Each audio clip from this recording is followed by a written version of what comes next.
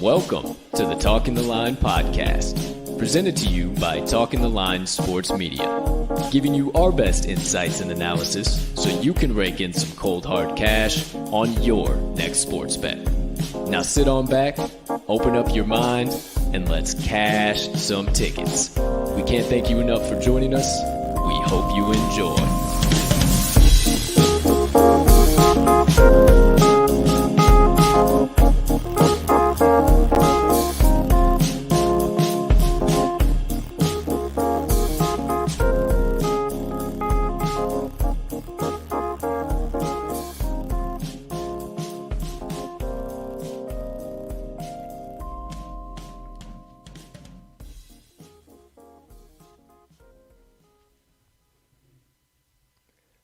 Good morning, good afternoon, good evening, ladies and gentlemen, degenerates and gamblers, far and wide.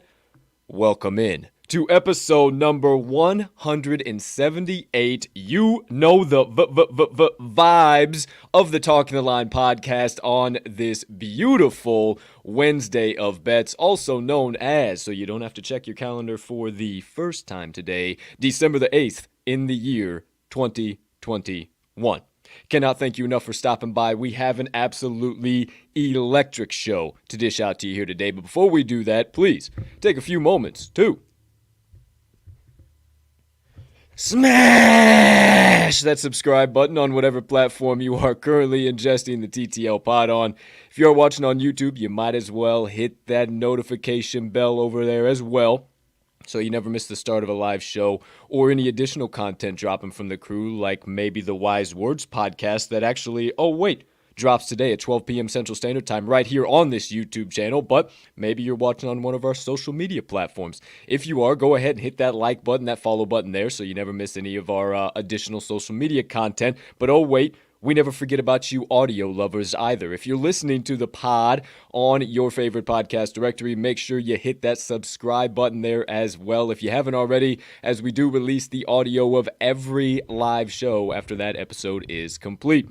Next item up on the docket, you could be so kind, you can find it in your heart to do so. You got a couple extra seconds while you're just kicking back watching the show, or whatever you're doing watching the show here today. Go ahead, also hit that like button, leave us a comment, leave us a rating. Jump on over yonder in the live chat if you are watching live.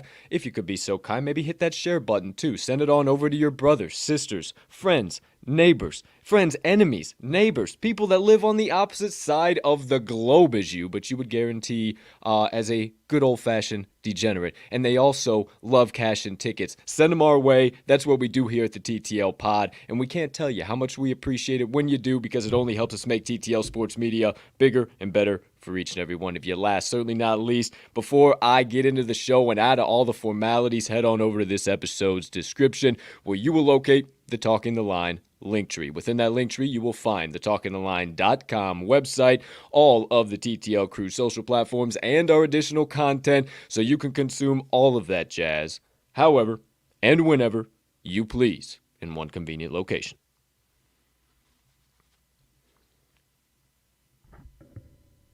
Ladies and gentlemen and beautiful gambling people, joining us for episode number 178, I am your honored, humbled, hyped, and always handicapping host, Colton Capping Colt Sroka, and I can't thank you enough for choosing to stop by on this gorgeous Wednesday of bets, the day that I begin the journey around my 27th lap around the sun. Cannot say thank you enough to all of you who wished me a happy birthday yesterday, December 7th. Hope you also took some time yesterday, of much more important reason than me being brought into this world, to take some time to remember Pearl Harbor Day and all the lives that were lost during that time. But again, thank you so much, all of you who wished me happy birthday. It truly was one. Ended up just grinding either way, but hey, still had some fun. It ain't work if you have fun doing what you do. So either way, I digress. I got one final duty or formality or whatever the hell you want to call it here to complete before we can get on with today's show.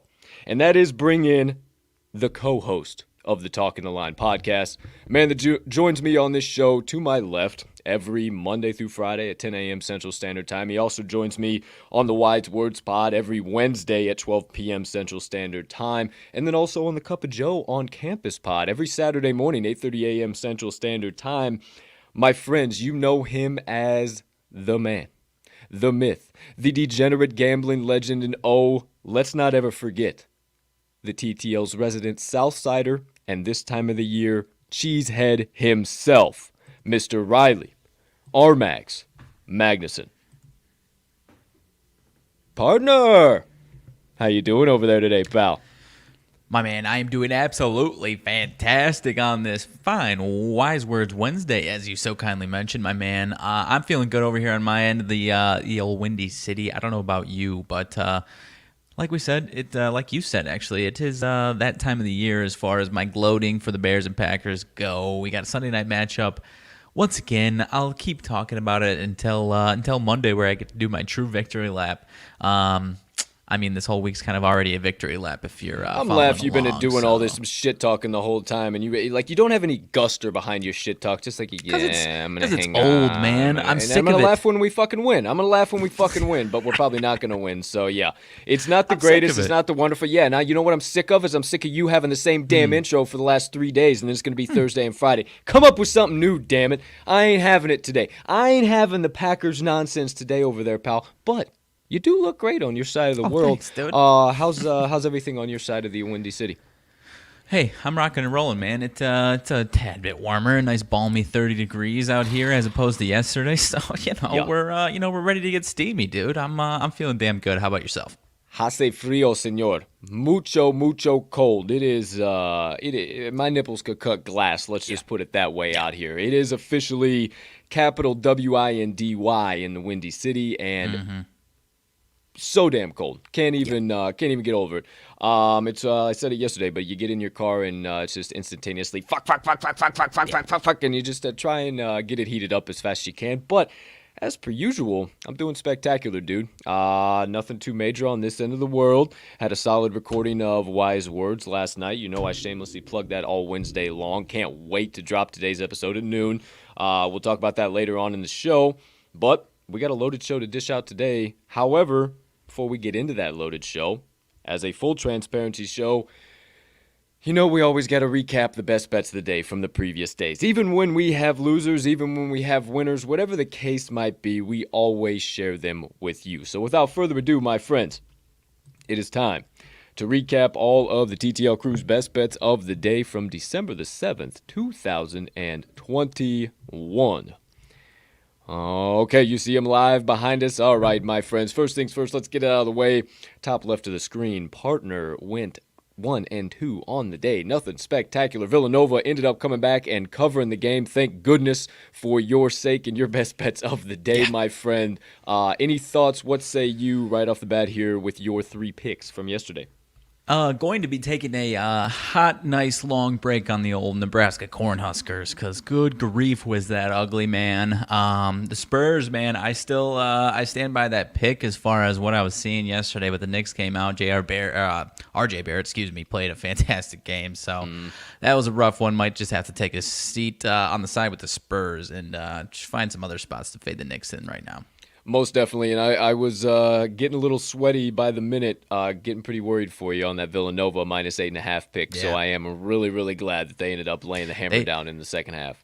They set a program record for three-pointers with like 8 minutes left in the game, and it was like a close game. And then obviously it ended up being like 50 shots taken. If you told me that, I probably would have taken an alternate like minus 19.5. They couldn't hit anything in the first half, but like you said, we pulled it out in the end there. 100%. Your boy went 5 hunch, 2 and 2. UMass had a fucking 15-point lead in the first half and held it within most of the second half, and then just shit the bed there at the end. Jacksonville, it was one of those classic ones. One of those classic ones, my man, where it's in the 15, 13, 11, 13, 11, 13, 11, 9, 11, 9, 10. Miss a free throw, 9, 8, 8, 9. And I'm just like, okay, we're going to get it done. No worries, no problem, no harm, no foul. So I stayed locked into the game. I'm doing a couple other things. And then I see it's at 11, and I say, fuck, man. They're going to run out this clock. That's a wrap. That's it. The fucking camera cuts away, if you did not see it, my friends. And all of a sudden, they go, oh, my gosh, a steal. Wow, would you look at this? And the camera picks up a kid who had all of a sudden picked off Georgia because they were running out the clock. And out of nowhere, he's on the layup, nice and easy, laying it in. A Georgia player comes out of nowhere and swats the absolute mess out of that ball. They lose by 11 instead of 9 and giving us the cover, and there you go. There you have it. Texas Tech, outright winner, no problem, no harm, no foul, and Brown, easy money, baby. Easy money for the Brown Bears. 2 for Tuesday, parlay worth plus 222 odds. Made it to the pay window, baby. Canadians tried to jack us around, dude. Ooh, they sure did, but I think we're hockey sharps. We're staying off the ice today. We don't want to test it. We don't want any nonsense to happen in that end of the world. Charleston, I think we located something the books were trying to do there, my friend. They closed those markets on a couple of books. Wouldn't let you bet, but hey, here you go. There you have it. Got our special play curse broken, if you will. Yes. So let's bring us back on in here, partner, and I think... we're back in action on that. I did also miss the Moneyline Dice there. I meant to mention them. 0-2 on the day. Celtics plus 2.5 and missed the Moneyline as well. The Dice are 0-4 on the week? Question mark. I think they only had one play on Monday, so 0-3. Okay, 0-3. That is for sure. They doubled down. So 0-3. Either way, approaching fade territory for the cubicle objects that be the Moneyline Dice. Yeah, we might need to start tracking, and I can take this one on, but tracking the full record because I believe that's a few weeks so far that they have not been positive. So every time we throw around that F word, though, they say screw you and bounce back. So maybe we just need to keep throwing that around whenever they're ice cold. I don't know, dude. Quite possibly. I thinking that's what we start doing. So maybe we'll fade you today, Dice. Maybe we'll fade you because they are live here on set. They're listening to what we're saying right now. So maybe we'll fade you, Dice. Who knows? Okay, well, there was yesterday's best bets of the day. What do we got coming up? Obviously, we got today's best bets of the day. You got RMags picks. He's got 4 coming at you, and I got 7 coming at you. Holy cow. We'll actually call it 6 because me and Mags are lining up on 1, so we'll call it 3 for him, too. Go through all of those. You can follow all of our best bets of the day. If you miss anything in the analysis behind them on the Action app, you can follow me at cash_with_Colt Riley at RMags in all caps. And then you can follow every single show's best bets of the day at Talking the Line. You can also follow us on the Chalkboard HQ app. We'll put out our best bets every day there. Join the Talking the Line board and jump in one of our channels. Chat back and forth with us. Let's have a fun old time in there. It's pretty much pretty much Discord. If you haven't heard of it, it's pretty much Discord, but all sports betting with also tracking app, with also being able to watch the game. It's electric. We love it. Shout out our guys over there at the Chalkboard family. Download it in the App Store or Google Play, Chalkboard app, all one word, and then follow them on Twitter at Chalkboard HQ. Might have a member of their team on Wise Words here sometime soon. Who am I? What do I know? But there you go. There you have it. That's where you can find them all. You can also find them on talkingtheline.com/today's-best-bets. Then that'll segue us into the second segment of the day. Wanted to get all that shit knocked out before I forgot. As always, Wednesday Warrior, team that is an absolute wagon to covering their spreads, battles back and forth week in and week out, day in and day out to cover their spreads. Well, we found two of them, and it just so happens that both of their team names are the Eagles. So we got one that is just going to be the Wednesday Warrior. And instead of doing the traditional, for you TTL faithful, Wednesday Parlay Pop-Off, we're going to do the Twofer Wednesday Warrior Twofer. Having some trouble getting that one out. I don't really know. Maybe we'll think of a name as this goes along, but it's going to be a Warrior Twofer, if you will. You're going to have to stick around for the second segment of the show to find out what the two legs on that bad boy is, and then what the Wednesday Warrior is as well. Best bets of the day will be recapped after we get through all of that nonsense. Then the aforementioned Moneyline Dice will make their cubicle appearances. They'll go ahead and roll for another college basketball matchup, actually. We were going to go to the NBA, but they've been ice cold on the Pro League, so we are going to go back to college, see what's going on here. They got their targets acquired on actually another team, or another matchup where both teams, their name of their mascot is the Eagles. So very interesting what we got going on for special plates and dice rolls here today. But we'll talk all about that, and then we'll segue into the second half of the show. We will talk about RMags Sidebar, go a little bit of back and forth banter. We'll talk our daily leans, everything in between, everything all encompassing. A couple of key announcements, and then my motivation minutes. We'll get you guys on out of here before the 12 o'clock hour, a little bit before, so you guys got some time to hit the little boys' room or the little girls' room, wash up, and get ready for Wise Words Season 2, Episode number 3, dropping at 12 p.m. Central Standard Time right here on YouTube, and then on every major podcast directory following. Okay, that's all I got. Partner, what do you got news-wise? Anything, updates, any key critical things we need to get out before we get to today's show, my friend? Doesn't look like it. I have not seen any, earth-shattering news this morning at all. I guess Logan Thomas going to IR. That's about all I see over here. Okie dokie, Artichoke. I didn't see much either, so without further ado. I guess the Jamal Adams news. I think you mentioned something on Twitter, though, yeah. Yeah, I did tweet that out. T's and P's to Jamal Adams. Look like it's that same shoulder towards labrum from last year's season ender, so hopefully he'll be back by 2022. So T's and P's to Jamal Adams. Yeah. One final thing here before we quit all the gossip, cut all the banter, and stop the nonsense that you could go to every other sports media outlet and get. You come here for the Stone Cold Locks, Picks, Insights, Analysis, and running tickets to the window with the TTL crew all day and night long. So without further ado, first item of business on tap. Get up your mugs. To me. To you over there, sir.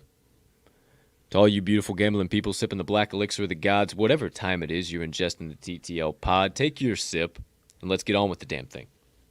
Oh, I am pounding them today, dude. Woo! So am I, man. I think it's just a combination of the cold, and we are going to be Wednesday Warriors ourselves. So without further ado, my friends, it's time to get into the first segment of the day. You got any questions? You got anything in between? Drop them in the comments. We'll be more than happy to answer them live on the show. But right now, it's time to switch up that ticker to RMags' best bets of the day. He's ready to rock and roll. He's got 4 to dish out. So without further ado, partner, I yield back and I say as unto you in the words that I always do,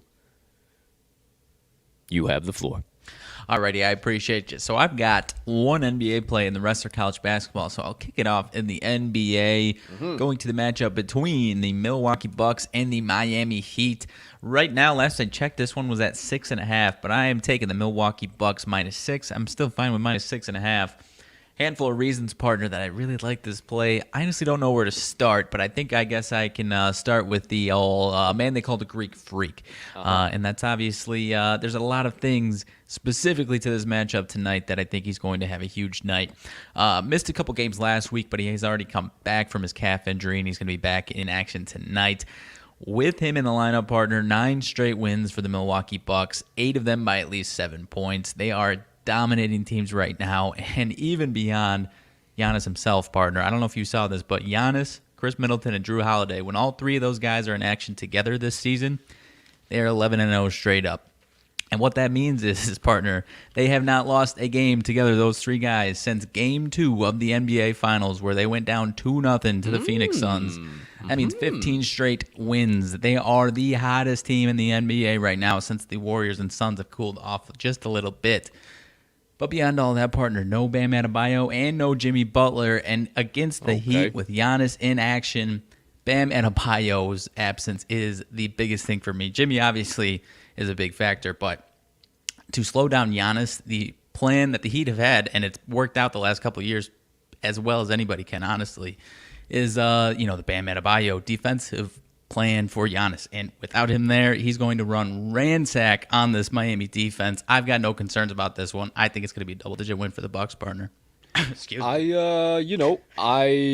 If you know me, as I'm losing my breath out here. Hey, I got you. Just take a couple deep breaths. You're all right. Where I'm at with this one, man, you know me. If you know me, I don't like laying heavy chalk with favorites in any type of basketball game unless it's really, really, really, really, really, really, really deserving. I say that because I am laying some chalk with one of my plays today, but I don't know. I like where your head's at. I like what you're saying. Not losing since Game 2 of the NBA Finals. Yeah. No Jimmy, no Bam. I like it. The line movement's nice. Outside of that, I don't know. I'm not going to get all the way in the boat. Just like I said, I don't play NBA till about Christmas time, New Year's. So I'm going to continue to stand firm on that, and it's actually worked out really well for me just to stay back and watch some trends. But hey, I agree with you. First best bet of the day, just because the Heat are kind of banged up there. Milwaukee Bucks -5.5 or -6.5. I got it -6, so 6.5 minus right 6, so somewhere in between there. How about let's split the middle? Milwaukee Bucks -6, partner. Keep it moving for your second best bet of the day. All right, partner, switching over, I mentioned 2 college basketball on this one. Got an interesting matchup with the team that I've been watching pretty dang closely. I'm going Jacksonville State and VCU in this one, and I'm taking the points with Jacksonville State, the Gamecocks, at VCU. VCU's defense is great. I've been talking about their unders all season long. The books have started to adjust those numbers, those totals accordingly, and it's been pretty tricky. It's been those numbers have been pretty spot on, tough to find value. The game finished, I believe, this past weekend with VCU. It was like a 120 finish, and it finished over by about 10 points. So they've been adjusting these games accordingly. I'm going to take a step back on those totals. But one thing that I have been noticing when I have been targeting those totals is that the teams that they've been playing, either VCU is the underdog or they're the favorite, and then they're favored by too many points. And that's another case that we have here, because this VCU team, as great as their defense is, their offense is as bad as their defense is good. And I do not think they deserve to be favored by anyone over anyone more than 5 points.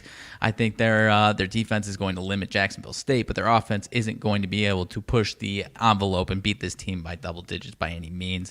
Jacksonville State has been pretty dang scrappy this year, but these VCU games are just absolute dogfights, low-scoring dogfights. Only beat the Campbells by 4 points this past weekend. I think it's a similar game here that they see with Jacksonville State. This one finishes right around the projected total of 124. I think like that Campbell's game was. I think it's 65-61 once again. See it as an identical matchup, and the old Gamecocks stay within that 8.5 points.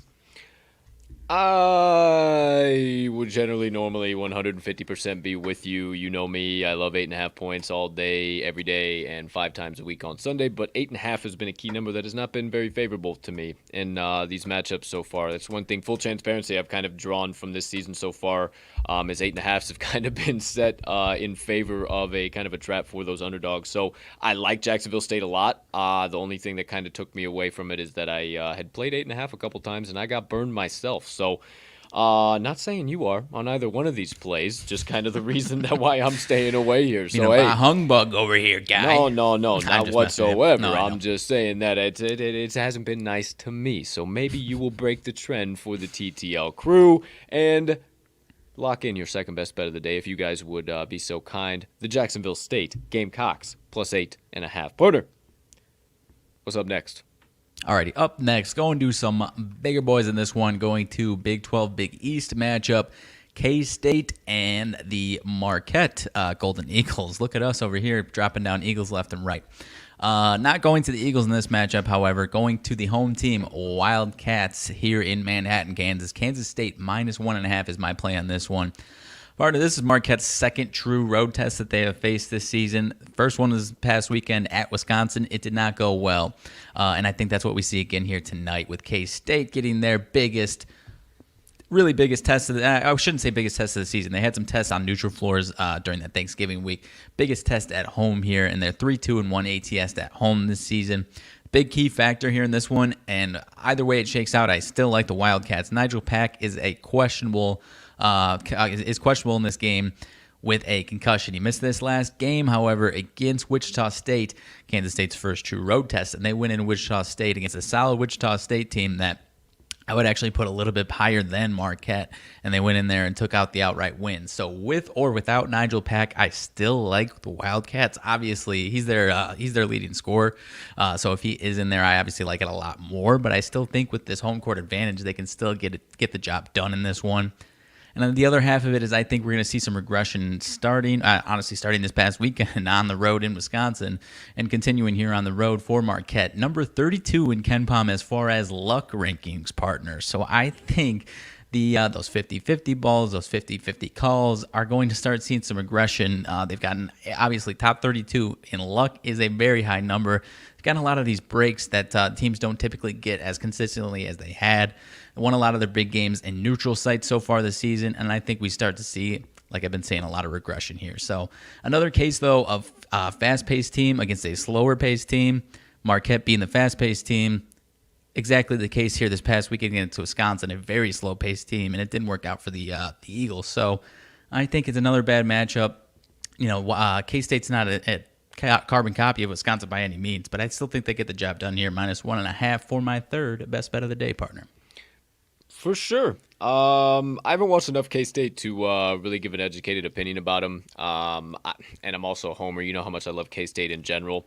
Sure. So I think I am with you on this one. The number has dropped pretty significantly in favor of the Cats. So I think I might be in the boat with you on that one. It might take me the show to debate about it, but I do like that one. I like where you're at for sure, because I do also think we see some regression from Marquette. But just as soon as that seems to always come out of my mouth, Shaka Smart smacks me in that exact thing once again. So maybe I'll just stay away so I don't curse this fucking shit. I don't know. Staying far away. I saw all your plays. I really liked them. Maybe I'll stay way the far fuck away, because we're actually lining up on one. So maybe I'll stay away from these, but not say I still do like the Kansas State Wildcats -1.5 or whatever you're finding at third best bet.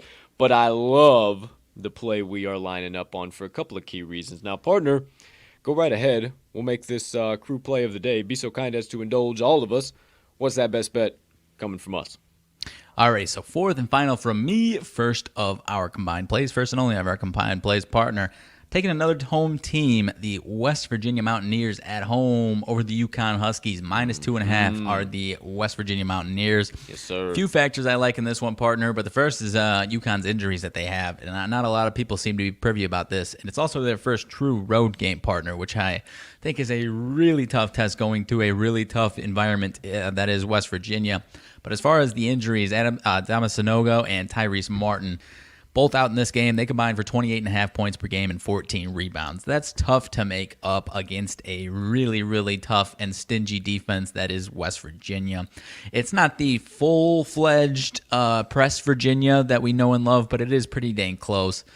They are second in the nation in turnovers forced per possession, partner, 28.4% of the time they force a turnover. That is absurd.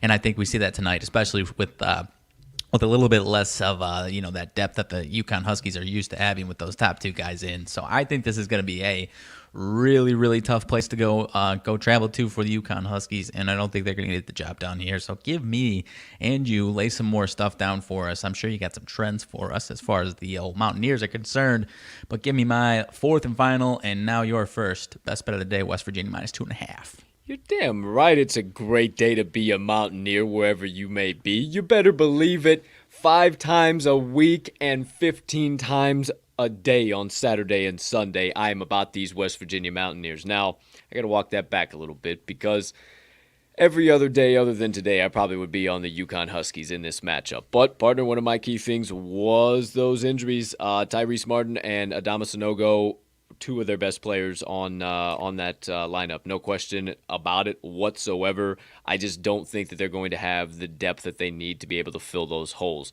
You also mentioned that this is UConn's first real away game. And my friend, I do not think that in West Virginia against old Bobby H. And the boys over there is the game you want to be playing. Because I looked a little bit deeper into it, my friend, and did you know that West Virginia is second in the nation in home court advantage and first in the nation in point differential per KenPom? Give me all of the West Virginia Mountaineers as well as you over there, partner. -2.5. It opened up -1.5, and it slowly continued to rise. I would honestly be okay with it at -3.5 as well. But once again, you don't believe me, you don't believe my partner, believe the trends. Where am I at? Okay, Yukon Huskies. Sorry, I got too many. This was like the middle. This closed out your card, and this is the middle of my card. I got too much shit going on. Okay, Yukon 0-4 ATS, last 4 following an ATS win. 1-4 ATS, last 5 versus the Big 12 Conference. West Virginia 4-1 ATS, last 5 following an ATS loss, and 9-4 ATS, last 13. You're going to hear this a lot today, Wednesday, Hump Day games. Give me and my partner one more time to close out his card, and maybe if he has any other closing final opinions or thoughts on any play on his card today, the West Virginia Mountaineers -2.5. What say you, sir? Only thing I have to add is our guest that will be gracing the Wise Words show this afternoon. Mentioned this game actually. Time of recording yesterday, and he is a UConn fan, and he mentioned, and this isn't. I would have been on this play regardless, but he kind of doubled down my confidence as far as saying UConn's going to go up there and get smoked with these injuries, and I feel like I have a good gauge of understanding when a fan maybe is misguided or not, and he seemed pretty guided in the fact that this is a spot where he knows his boys don't have the juice in them today. He's a season ticket holder. I would imagine he's pretty guided in that decision. Yeah, and I 100%. I'm glad you shouted him out because hey, another shameless plug didn't come from me this time. It came from you. Right here on this YouTube channel and falling on every major podcast directory out there. Season 2, Episode 3 of the Wise Words Podcast featuring the legendary, you're just going to have to wait to find out, is a Yukon Huskies season ticket holder. His daughter is a Yukon Husky. We talked about that. And he flat out told us, yeah, boys ain't going to have the juice. So, partner, appreciate you mentioning that. Anything else on rest of your plays? No, sir. That's all I got. All right. Well, as always, I appreciate you and those picks, my friend. Actually, sorry. Here, you said no. You can't damn near.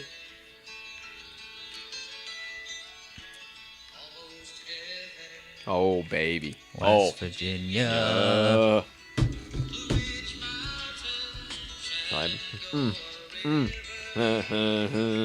Sing it, John.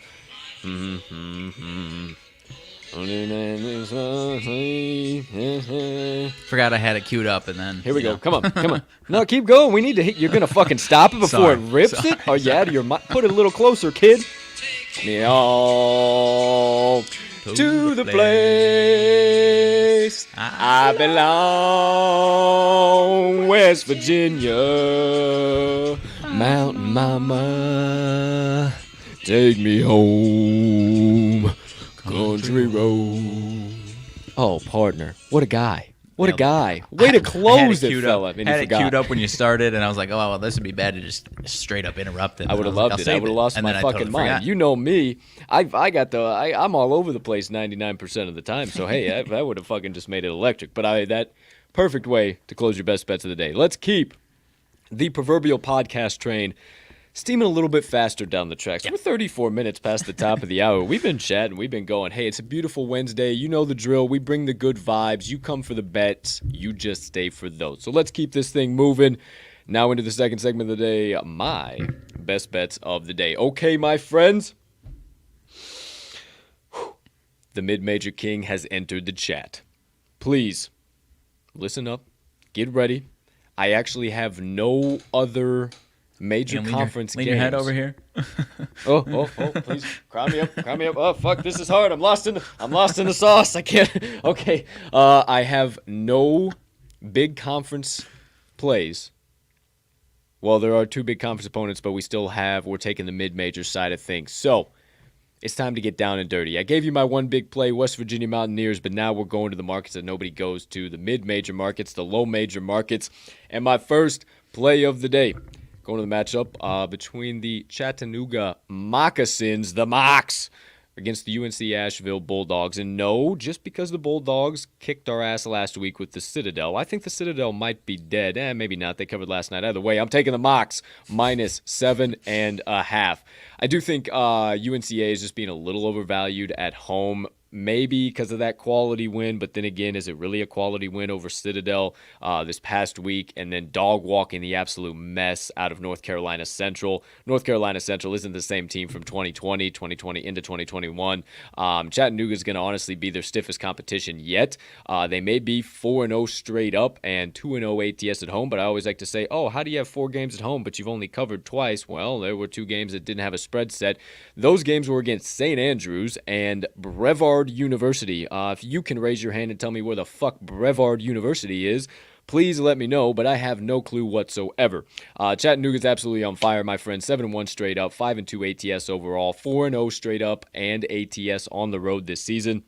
They played Lipscomb and Tennessee Tech, so obviously you can kind of throw those ones out, but they did cover. They absolutely dog-walked them, and then they did play VCU and Loyola Marymount. Loyola Marymount, solid team. VCU defense, very good, and it did not limit this Chattanooga team. So I think because of a couple other key statistical reasons, you're going to see the Mocs dog-walk the mess out of the Bulldogs here today. Overall rank per KenPom, Chattanooga's 79th in AOE, 137th in ADE. UNCA is so far away from its not even funny, 271st in AOE, 246th in ADE. Effective field goal percent is even worse, my friends. Chattanooga offensively, 112th, defensively, 55th. You look at that same stat for UNCA, 315th in effective field goal percent on the offensive side of the ball, 102nd defensively for opponents. I think the Bulldogs are also going to lose the turnover battle.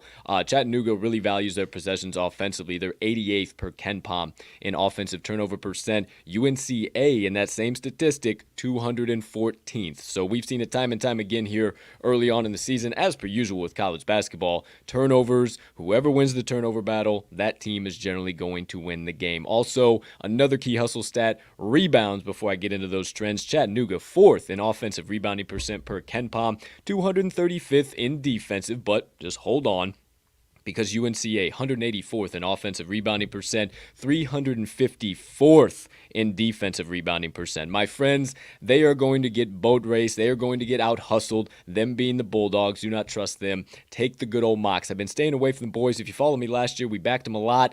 We're back on the train. The boys are rolling. The boys are hot. The boys are a wagon. You don't believe me? Believe the trends. The Mocs, 36-15 ATS last 51 road games, 8-3 ATS last 11 as a road favorite. They're also 17-5 ATS last 22. I told you you were going to hear it a lot today. Miércoles, that is Wednesday for our non-Spanish speakers, games, and also 6-2 ATS last 8 following a straight-up win. You think I'm fading the boys on the road just because they're laying a little bit of chalk? Hell no, this number's already jumping up, so get in quick. I'm okay up to 9.5, but not any higher. Chattanooga Mocs minus 7.5 for my first best bet of the day. I like it, my man. Don't have too much to add, but I do like how they've taken care of this matchup the last few times with rather easily, if you ask me. So I like it. Most definitely. All right, well, let's keep it moving. Keep it grooving. Second best bet of the day, and if I am not mistaken, we have seen similar movement on a line with this exact same team, And as a matter of fact, they broke that trend, said fuck it to the line, we don't care about you. And they also may or may not have won outright as well. So we're going to the game between the Pennsylvania Quakers and the St. Joe's Hawks, and I think the St. Joe's Hawks are just absolutely disgusting. Uglier than your uncle with his shirt unbuttoned at the Christmas dinner table, my friends. Penn Quakers plus 3.5, hammer it in right now. I saw it up to 4.5, some books, but we've seen a lot of Fugazi movement over the course of these last few weeks with dogs, especially within some of my plays this week in and of itself. So I love it. Quake 'em Quakes. I can't believe that we're getting them in a dog spot again against a bad St. Joe's team. I don't think St. Joe's need to be favored against anybody, but there also are the usual key statistical reasons as to why I think the Quakers are going to stay in this game and might even get the outright win. They are pretty similar defensively. Almost identical numbers, so you got to kind of look a little bit deeper into the offense, and there are a few areas that Penn does have a pretty solid advantage. They do average 42.7 from the floor, 36.4% from beyond the arc. Take note of that. They're 137th in AOE and 135th in effective field goal percent. You look at St. Joe's, 42.3 field goal percent, so pretty similar, but only 31.7 from behind the arc, so that last time I checked, about 5% worse than Pennsylvania. They're 203rd in AOE and 184th in effective field goal percent. Now, I told you that Penn does shoot the three ball better offensively than St. Joe's, but how do they defend it? Well, pretty damn good. 34% defensively for the Pennsylvania Quakers compared to St. Joe's. 43.6 allowed to opponents from beyond the three-point arc. Are you kidding me? I think Penn's going to knock down maybe fucking 25, 33 balls, and we see 60 points out of from behind the three-point arc. I don't know. Who am I? Maybe 90. Maybe it's insanity. What do I know? But one thing I do know is hustle stats are going to play large here in this game too. Penn, 212th in offensive turnovers, 302nd in defensive turnover percent. Say, oh my gosh, that's insane. Cole, what are you talking about? Well, Joe's is actually just a little bit worse. 223rd on the offensive side per KenPom in turnover percent, 305th on the defensive side in turnover percent. So a little bit better in these games. When we're taking the dog, every little stat like that matters. And Penn has the much deeper team. Per KenPom, they're 56th in the nation in depth compared to Joe's, St. Joe's 252nd in the nation. But you don't believe me on all of that stuff? Hey, just believe the trends. Penn, 6-2 ATS last 8 following an ATS loss. 13-6 ATS last 19 Hump Day games. They're also, no they are not, St. Joe's is 3-8 ATS last 11 as a favorite. 4-14 ATS last 18 as a home favorite. And 6-13-1. ATS their last 20 games following a straight-up loss. They're overvalued, point-blank period. They're going to keep following. Give me the Penn Quakers to quake them at plus 3.5 or 4.5, wherever it is, for my second best bet of the day. Quake them. Quake them. Quake them. Quake them, baby. Yeah, I don't know if I like this play so I can say quake them or if I just like it flat out in general, but nonetheless, I'm backing you, my man. I do like it. It's fishy movement, man. Weird fishy movement. I don't buy it. Where's the line at now? Last time 4.5. I just got it at 4.5. Yeah. Oh yeah, fucking love it at 4.5. I don't think it should be over 1.5 to tell you the truth, and I think Penn should be favored. Okay, there you go. I already told you about UConn, or not UConn. I saw UConn versus West Virginia. We're taking the Mountaineers minus 2.5. So we just sung Country Road, so we got to be pretty easy saying that. Yeah, Mountaineers minus 2.5. Love that. So there takes care of the first three plays. Let's get into the back half of the card. Now, matchup between the New Hampshire Wildcats and the Bryant Bulldogs. I looked at this game multiple times. Bryant used to be my boys. They're not on the same track they were this year, and I said, nah, I'm not going to play. I'm not going to play. I'm not going to fade him. I'm not going to play it. I'm not going to play it. I'm not going to play it. And I got all the way done with my card, and it was still there staring at me. And I said, I got to play it. It's the right side. The one thing that was doing it, I realized, is it was my heart wanting to take Bryant. But at the end of the day, New Hampshire is the point-blank period better team. I think that Bryant is simply being favored because they're at home, and they're actually being overvalued in that spot because they are at home. They're 306 in the nation in home court advantage. They're 3-6 straight up overall, 2-5-1 ATS, and 1-2 straight up, 3-0. 1-1 straight up, 0-1 ATS at home. They're not worth a damn at home. They're not worth a damn across the board. And I really, really think that the New Hampshire Wildcats should be favored -2.5, -3.5. I might even be comfortable up to -4.5 with these guys. I think this is completely wrong because they are rolling. They're 4-2 straight up, 5-0 ATS overall, 1-2 straight up, 3-0 ATS on the road. But they do have some key edges here statistically. Offensively, 150%. They average 74.5 points per game compared to Bryant's 70.8 points per game. They're 195th in adjusted offensive efficiency compared to Bryant, 236th. And then effective field goal percent is also what really did it for me, 127th for the Wildcats in effective field goal percent compared to the Bulldogs, 325th. You never like to see that, but there was also some key defensive statistics as to why I like them here too. New Hampshire's only allowing 61 points per game compared to Bryant's 75.4 points per game. Bryant, sticking with them, 240th in ADE per KenPom, 214th in opponent effective field goal percent. You compare that to the Wildcats that are 187th in ADE and 61st in opponent effective field goal percent. I love that, but I also love the hustle stats. You know, I had to look at them, and they are in our favor, boy. Let me tell you. New Hampshire on the glass, 138th in offensive rebounding percent, 25th defensive rebounding percent. Compare that to Bryant, 166th offensively and 340th on the defensive glass. Absolutely disgusting. And then who's going to win the turnover battle? Who's going to cough it up a little bit more? I think that's going to be the Bulldogs because they rank 245th in offensive turnover percent per KenPom, where New Hampshire ranks 7th. I love all of those key stats, but if you don't believe me, believe the key trends. New Hampshire 6-0 ATS last 6 as a dog, 5-0 ATS last 5 as a road dog, and 4-1 ATS last 5 following a straight up win. Bryant 1-4 ATS last 5 Wednesday games, 1-6-1 ATS last 8 following a straight up loss, 0-4 ATS last 4 home games, and 1-4 ATS last 5 as a home favorite. Give me all the New Hampshire Wildcats staring me in the face all day long, plus 1.5 for my now 4th best bet of the day. You can keep it moving, partner. I got nothing to add, but I will back you. It's uncanny how often these damn day of the week freaking trends fit into your shit. It's uncanny. Ain't it wild? I love it. I love it. And I wasn't going to add that play, and then I opened up the trends. I said, you have got to be shitting me. Okay, I add. Okay, here we go. Next one up on tap, my friends. I was a little thirsty there. We are going to one of my favorite teams.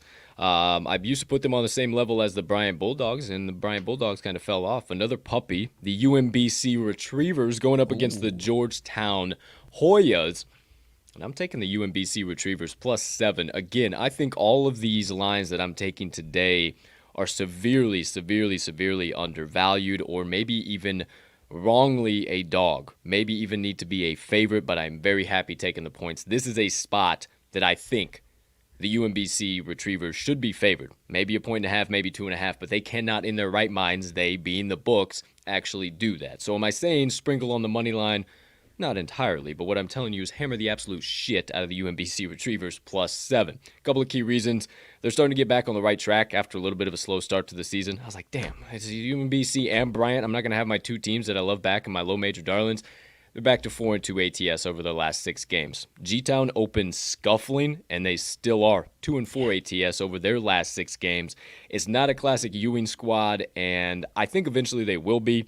I think eventually we're going to be able to back them come around tournament time. But right now, I'm more than happy fading them against any number bigger than 1.5, maybe 2.5, to tell you the truth. But a couple key statistical reasons, as always, my friends. Actually, UMBC has the edge in this game, wouldn't you know it? 79.3 points per game for the Retrievers compared to the Hoyas, 72.9 points per game.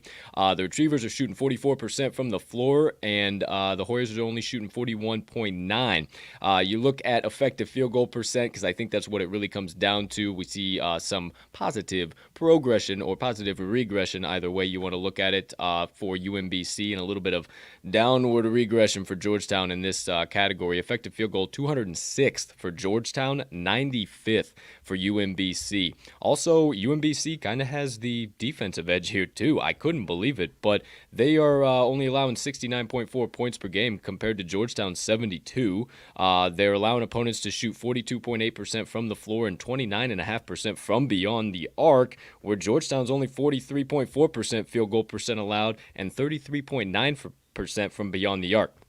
A couple of small little advantages there, but last time I checked, we're taking the underdog that has the advantages. So, hey, who am I? What do I know? Oh, one thing I do know is I think they're going to win the turnover battle. UMBC 23rd in offensive turnover percent, 201st in defensive turnover percent, so not terrific, but Georgetown 203rd in offensive turnover percent, 216th on the defensive side of the ball per KenPom. So I think the Retrievers win the turnover battle. And hey, what do I also like around this time of the year? Those free throws. That's right. That's what they're called.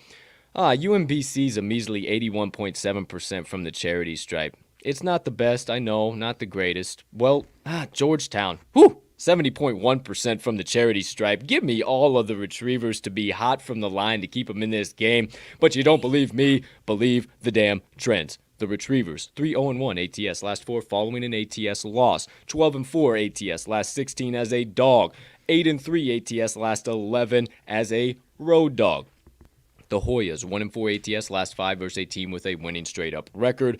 0-4 ATS their last 4 overall, and partner, here it comes. 2-9 ATS their last 11 Wednesday games. Give me all of the damn UMBC Retrievers plus 7 for my 5th best bet of the day.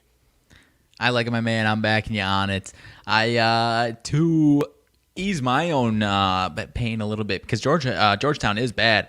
One of the things that I typically like to dig deep into is the big power team that is Georgetown, as far as the conference they play in against a low conference team. It's like, oh, what's the difference here? Is there going to be a big talent swing here? But UMBC's already taken down Pitt Panthers, a team that's obviously not good, but as far as the size and athleticism, pretty damn similar, and it's a similar caliber team. They beat that team by 10. Like you, I'll probably stay away from the money line, but it does intrigue me a little bit here. But I do like the points, man.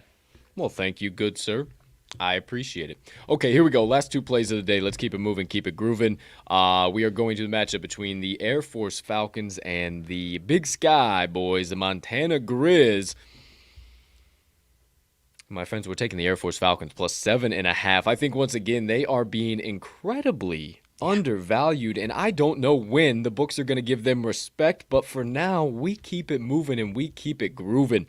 They are 7-1 straight up, 6-2 ATS overall, 1-0 straight up and ATS on the road so far.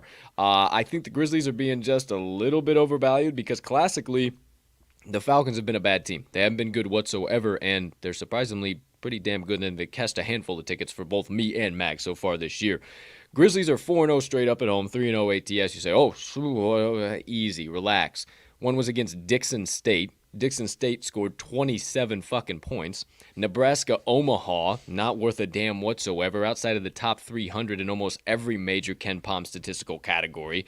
They played UCSD, who can shoot from time to time, but we're quickly finding out that the old San Diego boys aren't as solid as they were there in University of Cal. And Southern Miss can be solid from time to time, but also not a barn burner by any means.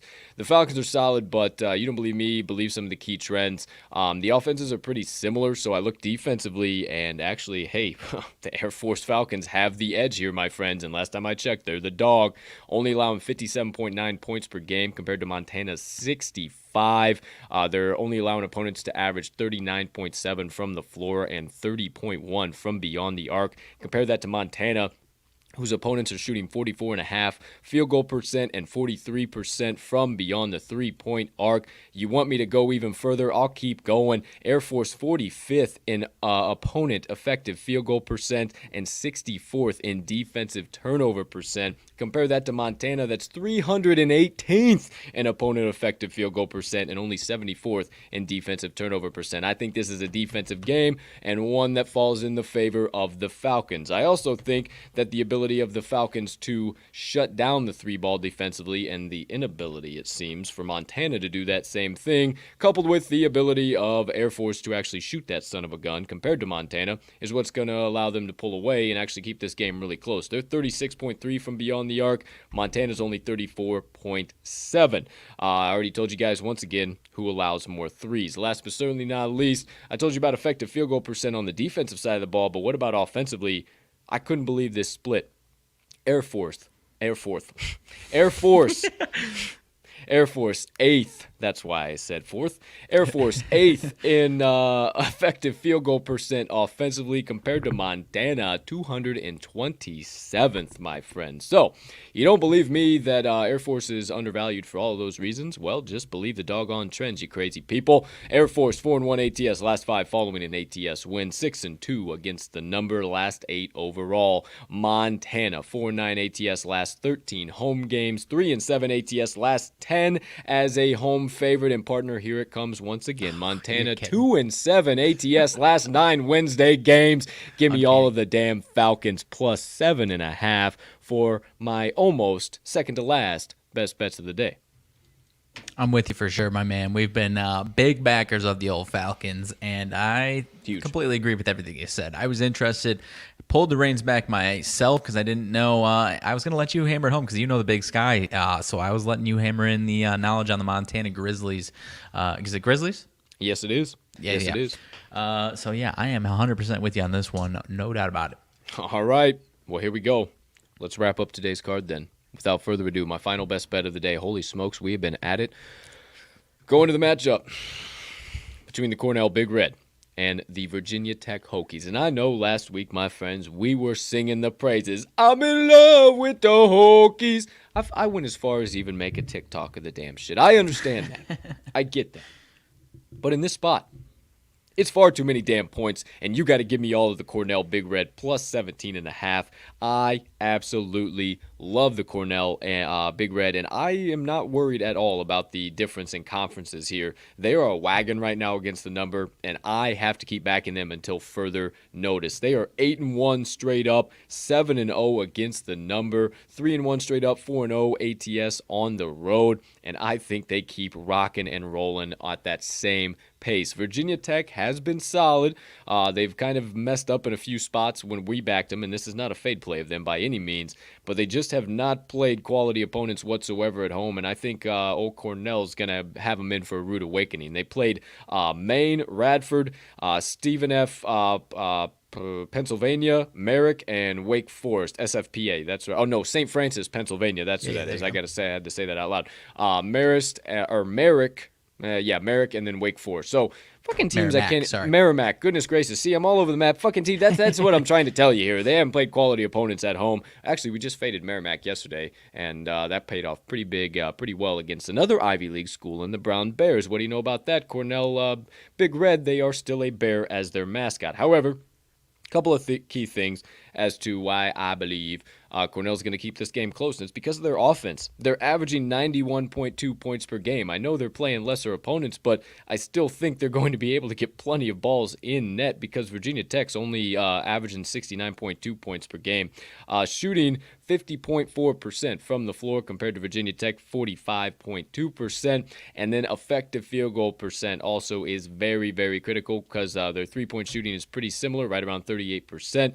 16th in effective field goal percent per KenPom for the Cornell Big Red, and 79th for the Virginia Tech Hokies.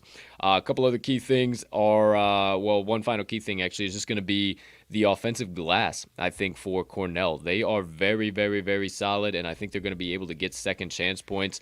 I think they'll be able to rock and roll. I don't know for some reason what the hell happened here. I was just noticing that my notes here, for some reason, they shifted everything down, and I don't know why that messed up. So what I'm going to do is I'm going to tell you those turnovers here real quick. I don't know why the hell that all got mumbled and jumbled all around for Cornell. So I gotta do a quick little adjustment here. Everybody be cool. No problem. No harm, no foul. The Cornell Big Red.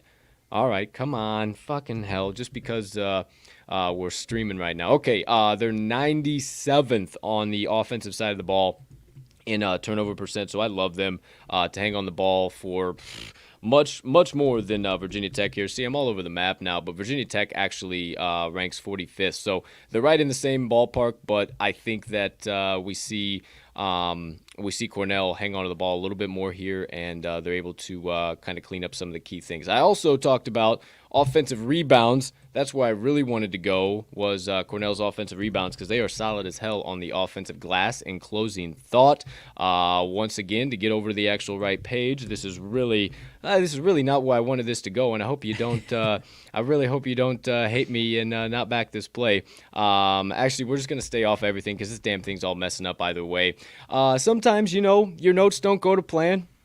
Much like life, sometimes things don't go always as you wish they would, but what I do know is that things are going to go as we wish they will here today with the Cornell Big Red, because I got the trends to prove it. That's one thing I don't have messed up. You know me, the Big Red, 6-0 ATS, last 6 as a dog, 5-0 ATS, last 5 as a road dog, and oh my gosh, partner, here it comes again, 18-6, their last 24 Wednesday games. Virginia Tech, 3-7 ATS, their last 10 versus a team with a winning straight-up record, and partner, this is the cherry of all cherries on top of the damn Sunday. Virginia Tech, 4-8 ATS, their last 12 Wednesday games. And wait. The Hokies, 1-5 ATS, last 6 games on Wednesday played on their home hardwood. Give me the Cornell Big Red plus 17.5. Wrap up my best bets of the day. Uncanny. It's uncanny, man. Uncanny. This might be the only one I like the play. I really do. I don't know if I can fade the song, dude. I don't know if I can fade the song. I just don't think I can do it. That was the only thing in the back of my head, man. Yeah, that was the only thing in the back of my head. You got all these notes messing up, and the song might be out for vengeance. I don't know, dude. No, it's all good. I don't like know to play. I do don't like know to play. what happened. I think that was some bullshit. I think the Hokies are trying to sabotage my notes because they know they're about to not be able to cover this fucking game, and I gave them some love last week. We'll be back. You guys just suck on Wednesday. I can't freaking back you at 17.5 points. So there you go. There you have it. Holy cow, holy smokes, partner. That does it. All my best bet of the day. I'm done. I'm out. Okay.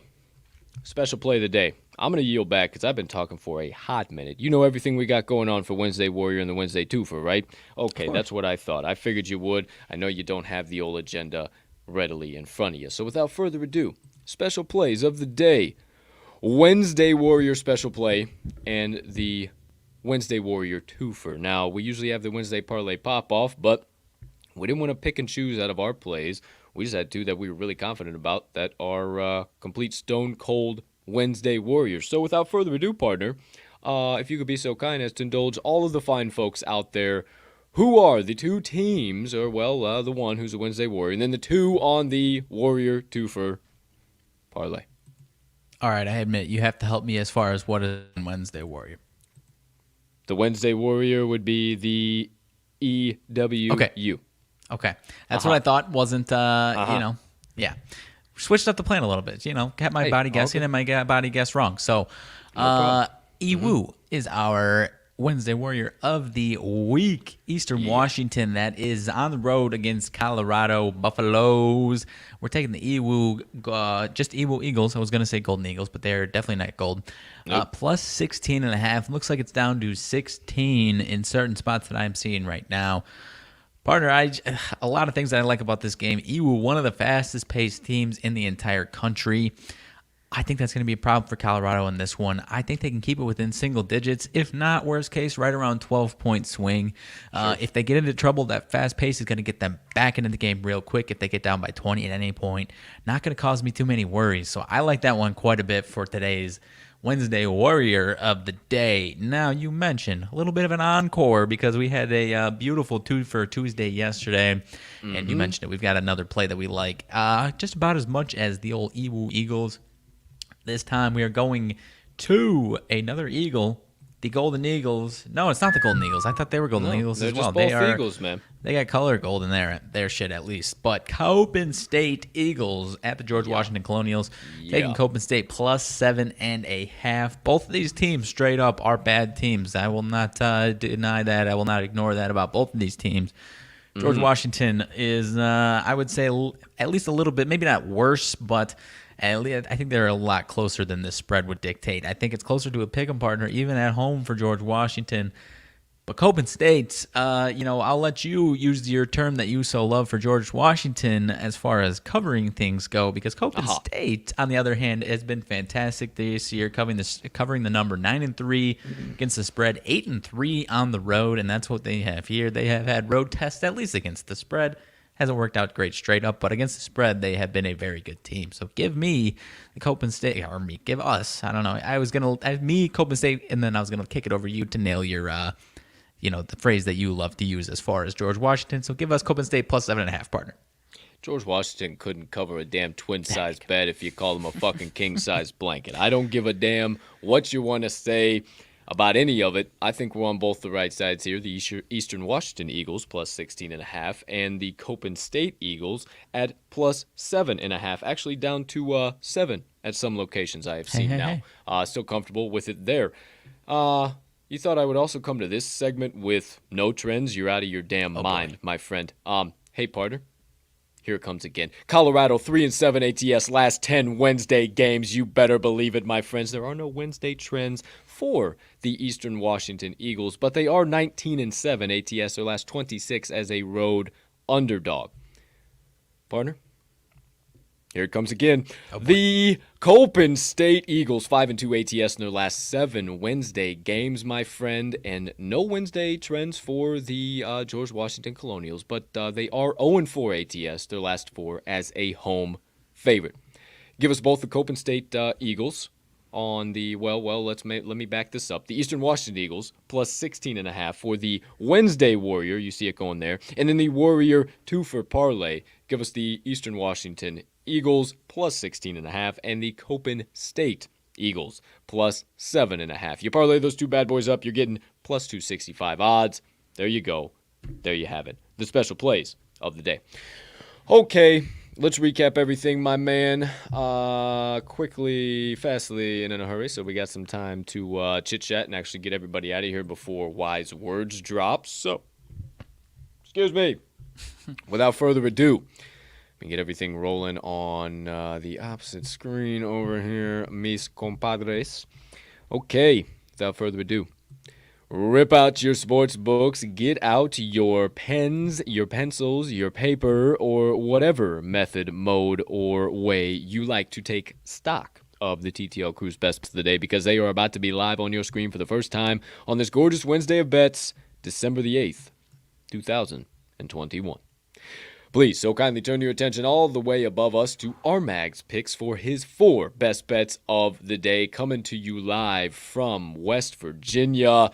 The Milwaukee Bucks NBA play -6. The Jacksonville State Gamecocks plus 8.5. The Kansas State Wildcats -1.5. And the West Virginia Mountaineers -2.5. Turn your attention right side of your screen. You might see in there too that I am lining up with Mags. We'll call it a crew play. West Virginia Mountaineers. It's a beautiful day to be Mountaineer wherever you may be. -2.5. Give me also the Chattanooga Mocs -7.5. The Pennsylvania Quakers plus 3.5. Fine with it up to 4.5.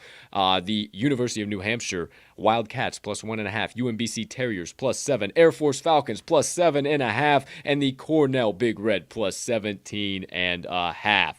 The Wednesday Warrior special play and Wednesday Warrior Twofer special play. 2 special plays today are Eastern Washington plus 16.5, and then parlay Eastern Washington plus 16.5 with Copen State at plus 7.5 for grand total 265 odds.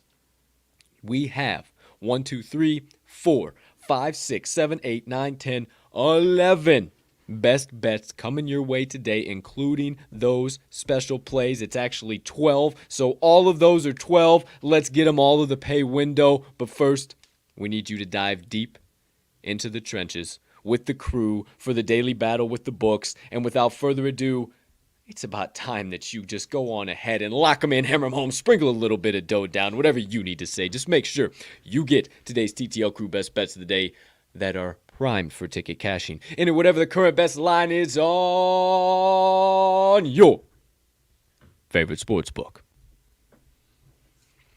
Beautiful. Okay. Well, there we go. There we have it. Today's best bets of the day. December 8th, 2021. How the hell did I forget that? Okay, there we go. All right. Last segment, first half of the show. Let's keep it moving. Oh, I didn't do that with the TTL Crew's Best Bets of the Day. There's the recap. There you go. There you have it. How about the Moneyline Dice roll of the day? Oh, my gosh. The cat's out of the bags. You see it there. Another eagle-on-eagle matchup. What the hell is going on in the college basketball today? We're taking the Niagara Purple Eagles against the Eastern Michigan Eagles. We're actually not taking anything. The Moneyline Dice are letting us know what they're going to be taking. So without further ado, partner, as I get them rocking and rolling, shined up, glistened up, ready for their daily roll of the day, could you be so kind as to indulge us? Where's this game here being played at? Who's the home team? Who is the away team? Favorite dog? What is the total set at? And let's get on after it. Alrighty, so this one is going to be played in Eastern Michigan. We've got the Niagara Purple Eagles at the Eastern Michigan Eagles, as you so kindly mentioned. Eastern Michigan at home actually depends on where you're looking, but we typically go with FanDuel, but we'll go plus 1.5 for Eastern Michigan, the dog at home in this spot, and the over-under at 137.5. So Niagara minus 1.5 on FanDuel. If you're back in the dice and they choose Niagara, go ahead on over to a different book because it looks like the odds are a little different. Do your line shopping the dice are telling you to do. And then 137.5 you said? Correct. Okie dokie, artichoke. Well, without further ado, we have the first roll of the day. Are we going with the home team, Eastern Michigan Eagles, or are we going with the away team, Niagara Purple Eagles? I'm a big fan of Niagara, so we'll see what happens here. Maybe the dice are too. Without further ado, we all find out in 3, in 2, in 1. Home team. Emu. Home team.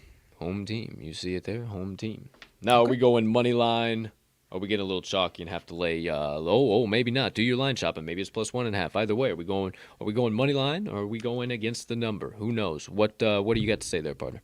Sorry, I might have misspoke. I think our action app was a little wrong. Eastern Michigan minus 1.5 at home is the line. Apologies. Okie dokie. There you go. There you have it. Eastern Michigan minus 1.5.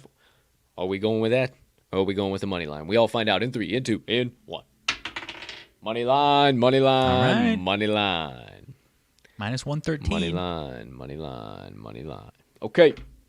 Unofficially, Eastern Michigan Eagles money line for the dice selection today, but we still have the wild card die. Come on, dice. All types of randomness. They have their selection ready to lock and load. Will they need an extra roll? Will they be doubling down, or are they going right to that total of 137.5? We find out in 3, in 2,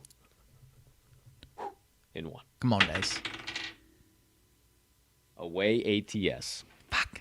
I shit you not. Come on, dice. We ain't got time for this. Away ATS. Can you see the away? I sure can. Yeah, you can kind of see the away. All right. Okay, we ain't got time for this bullshit. It's been a long episode. All right, here we go. Home away. Home team. Still on the same page. All right. Sorry, I apologize. Got to show you the home team. Oop. You ain't having the success to be doing these, re-rolls and shenanigans here, dice. Come on now. ATS. ATS. All right. Okay, they're willing to lay the 1.5. They said, hey, I want that minus 1.5. Wild card roll. Under. All right. Under 137.5. That's a big old U. Hear ye, hear ye. The dice have spoken. If you want to guaranteed take 2 tickets, count them, 1 ticket, 2 tickets to the pay window tonight. No questions, no qualms, no queries have been laid out right now by the legendary cubicle objects that be the Moneyline Dice. Lock in the Eastern Michigan Eagles minus 1.5 again in their game against the Niagara Purple Eagles today. But while you're at it too, hammer in the under 137.5. Thank you, Dice. Thank you, dice. Get hot. Get hot, boys. dice. Get hot, boys.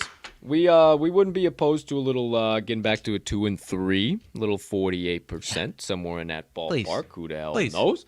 And then before you know it, we're over 500 once again. So get hot, dice. Eastern Michigan Eagles minus 1.5, under 137.5 in their matchup with the Niagara Purple Eagles. If you're tailing the dice today, or fucking take the opposite. If you're fading the dice, they are 0-3 this week. I don't know. Do what you want to do. But you want your own set of dice. You can't make up your mind. Head on over to this episode's description. Find the MoneylineDice.com link down there. And you'll also see maybe a little offer code there for you, too. Maybe TTL10, TTL10 gets you 10% off your first order on MoneylineDice.com. It's holiday season, Christmas time coming right around the corner. If your name might be Jolly Old Saint Nick, maybe just stop on in, pick some things out, stocking stuffers, wrappables, whatever the case might be. Fill up your cart full. You get on in there.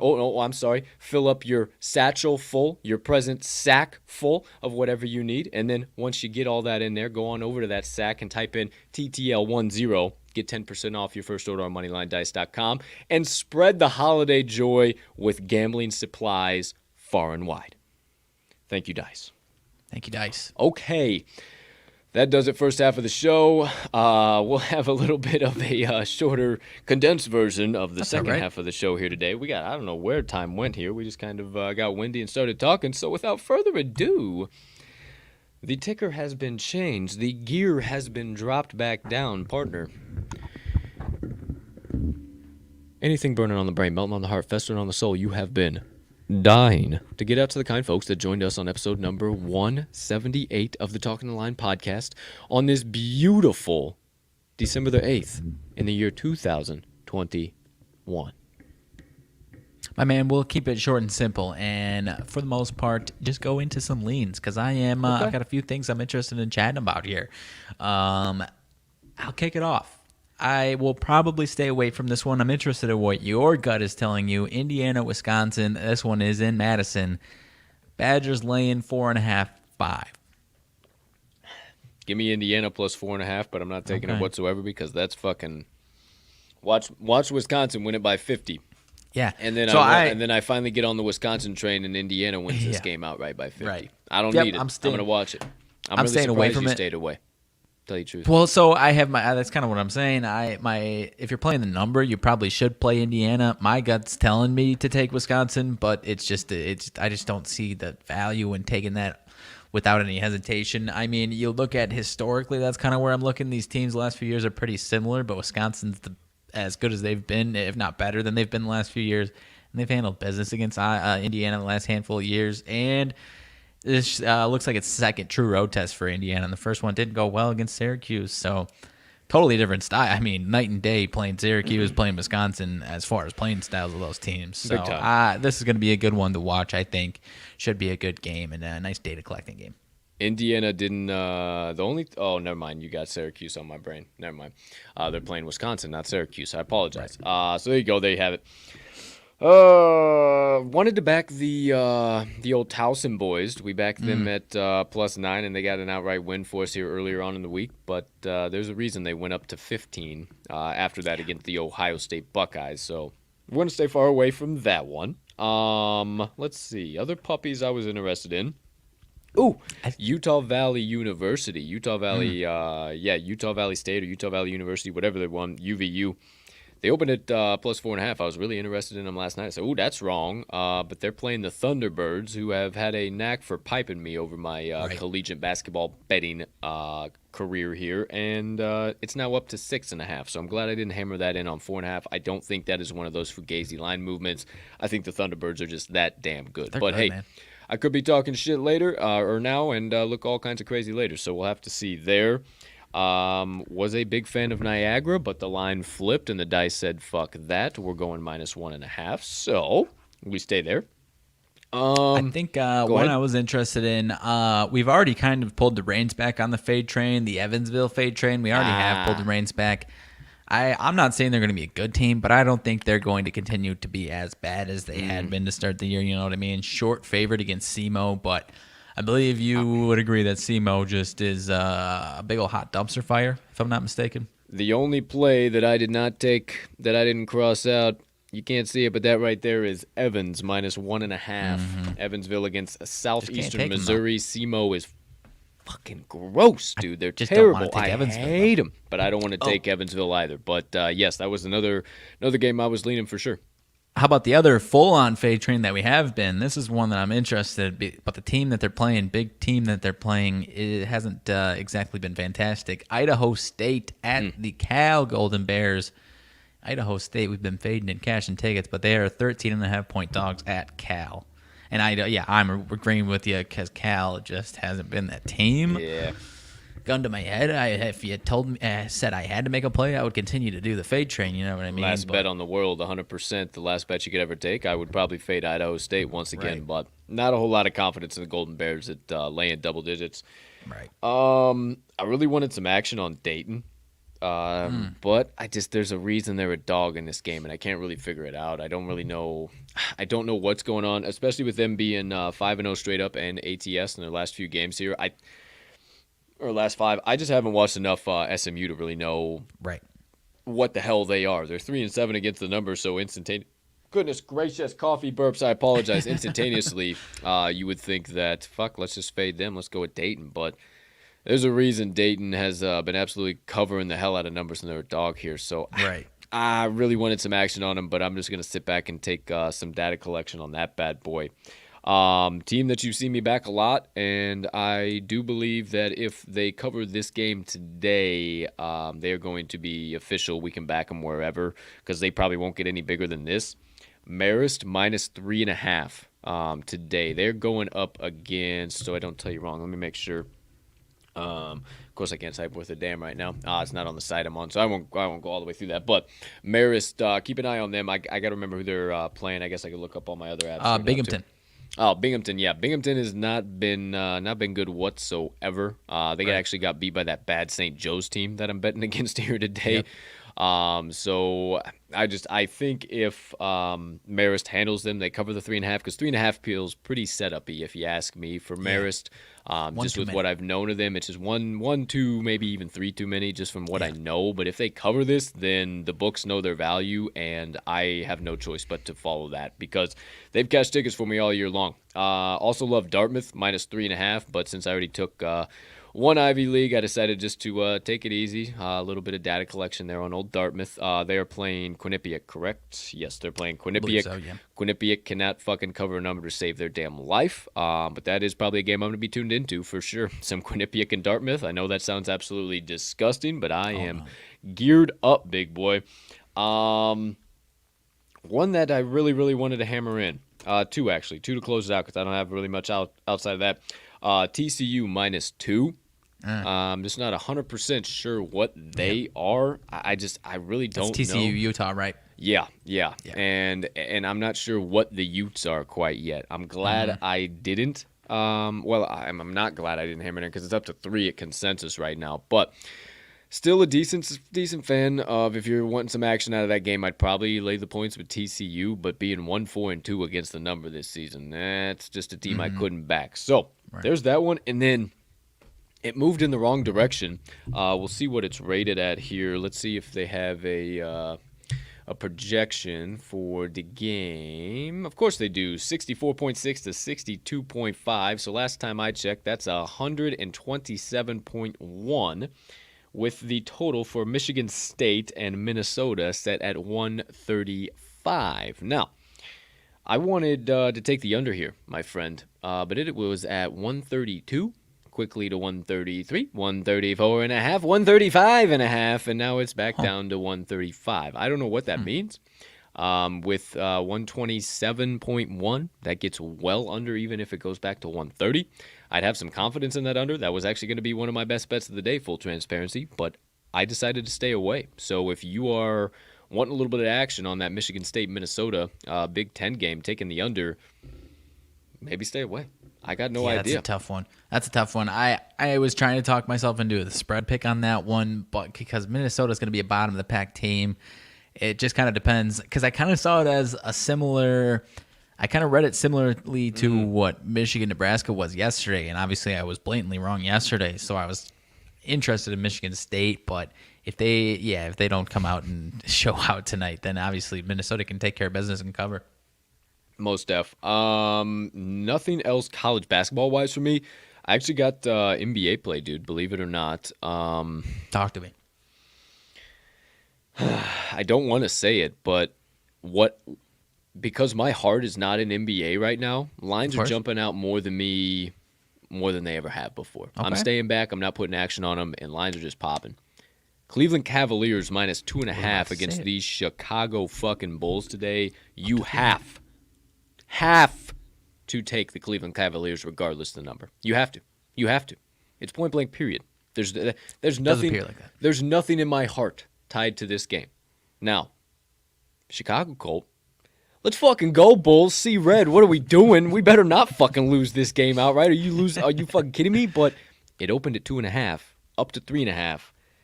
Boys, I think the Cleveland Cavaliers are going to win this game maybe by double digits. I don't know how. I don't know why. I don't know for what reason. I think maybe by 3, 4, 5 o'clock, we might have a serious injury or illness update that we don't know about yet. A couple guys out.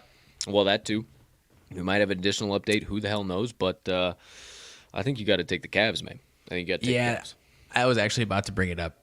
DeMar DeRozan's still out, and Alex Caruso's still out. So that's actually – and they took care of business against the Nuggets. That was in Chicago, though, and you and I have talked about how stingy this Cavs team can be, though. So I am staying far, far away from this one as much as my Homer heart would say, you're making the Bulls 3.5-point dogs. Give it to me. But Please. That's what they want the entire Chicago Bulls fan base to do. Maybe take a beat on this one today. Don't do it. Okay, let me just throw some numbers out here. You say a little yay or nay. We don't have to get delve deep into it. You just say yay, nay. Charlotte Hornets, +7. I would say yay, but nay, because it is the exact same line a few days later as what it was, and they, I believe they ended up losing that game, but they covered, and it was a tight game. So, same line? No thanks. Thank you, Mr. Magnuson. Glad that's what you said. Line number 2, New York Knicks, +4.5. Nay on the Knicks. I just talked about how I might be fading the Knicks in certain spots. I hate betting on the Pacers. Otherwise, this would be an easy pick for me, but I do not enjoy taking action with the Pacers. Pacers came out hot against the Wizards last game out. They looked fucking good. So, yeah, I would say maybe potential fade there, too. So I liked what you said there as well, partner. Next one up, Dallas Mavs, +5. Down to 3.5.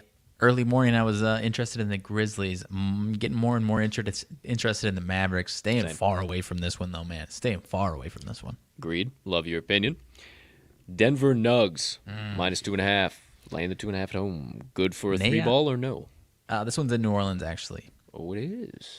Okay. I'm interested in the Pelicans. I was kicking the tires on this one. I'm making this one one of my best bets of the day. The thing that I am not happy about, and this kind of happened with, I believe it was my Spurs pick last night, where they give these clear and obvious, looks like a setup line, and the money starts to flow the other way to the point where, in a spot like this, the Pelicans are going to be the team that's getting the majority of the money. So it's almost like a double setup as far as tricking you to think it's that big of a setup line, and then really they just are deceiving you into thinking that. And now they want the Nuggets to take care of business as opposed to what you might think early in the morning. So I wanted the Pelicans, but I'm staying far away.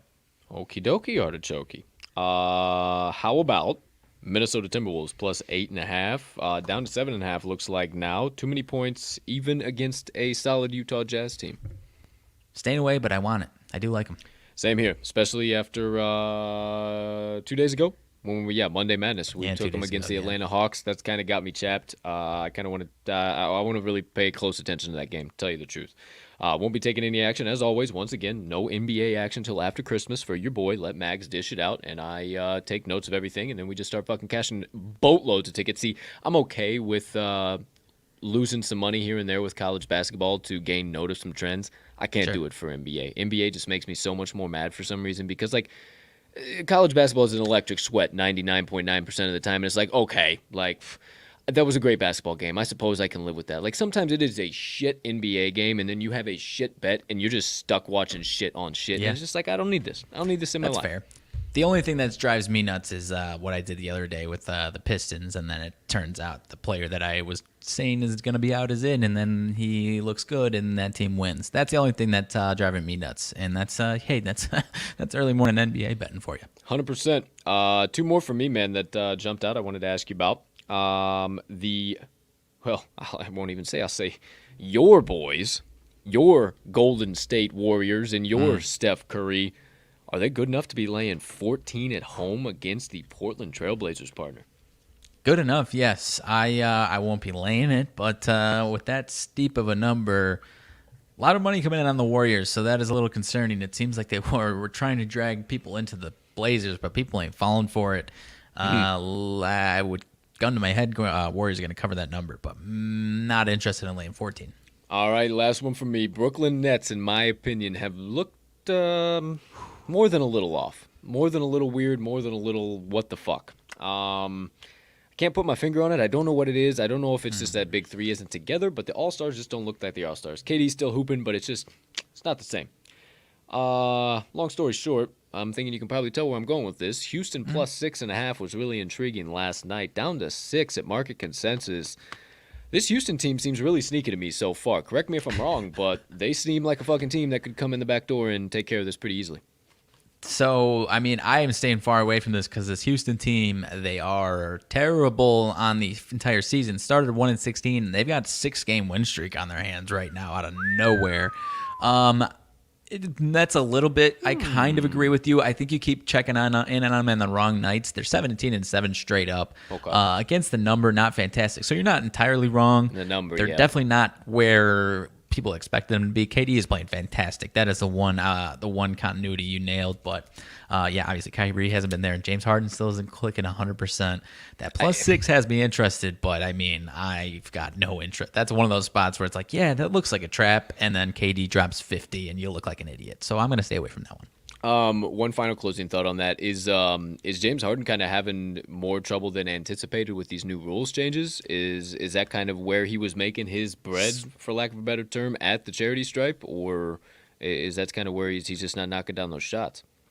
So certainly at the beginning of the season, it was having an issue. He's starting to find himself a little bit more as the season goes along. It's not, you kind of nailed it. Not getting to the free throw line as much, but he's getting better and better every night, and I think he'll be fine here in the next couple months, honestly. For sure. Because last year he was averaging 24 a night from the line. I mean, goodness gracious, it was insane. Years, and then dropping 45 across the board, friggin' tripped up like nobody's business. So.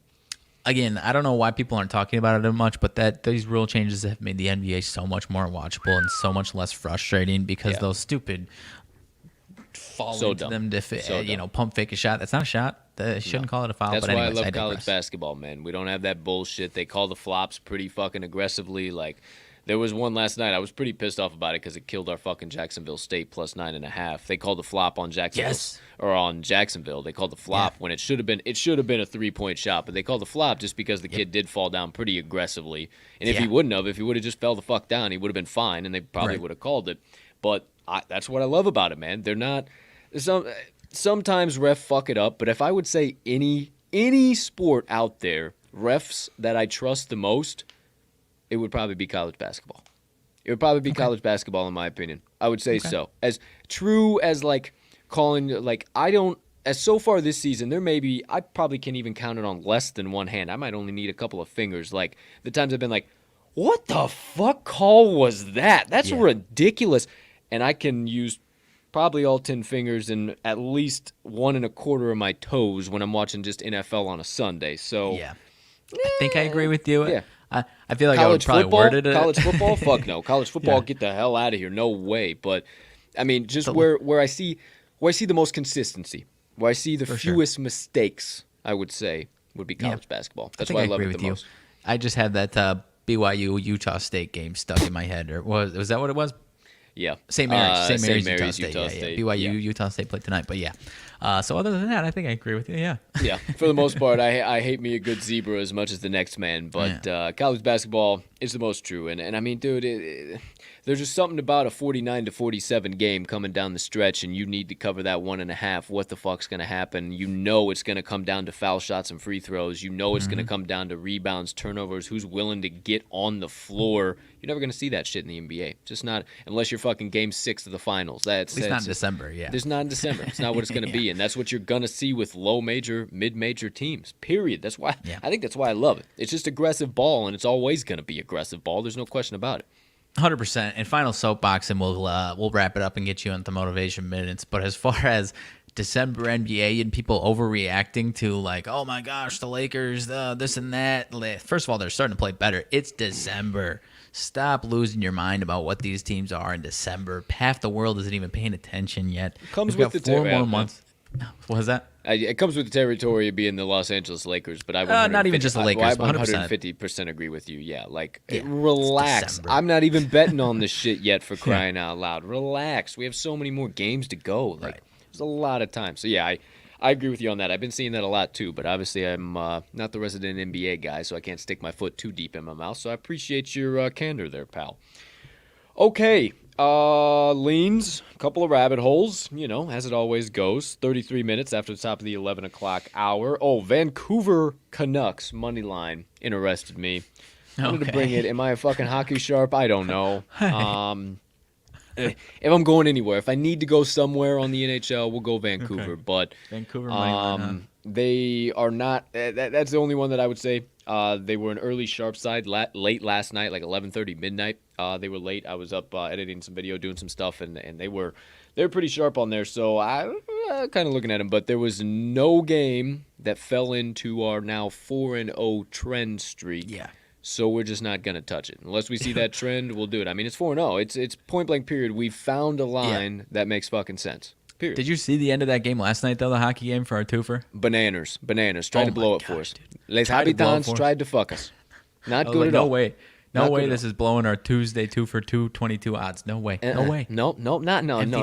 Les Habitants would never let it happen, my friend. Not my boys. Not my boys. Not here, not now, not ever.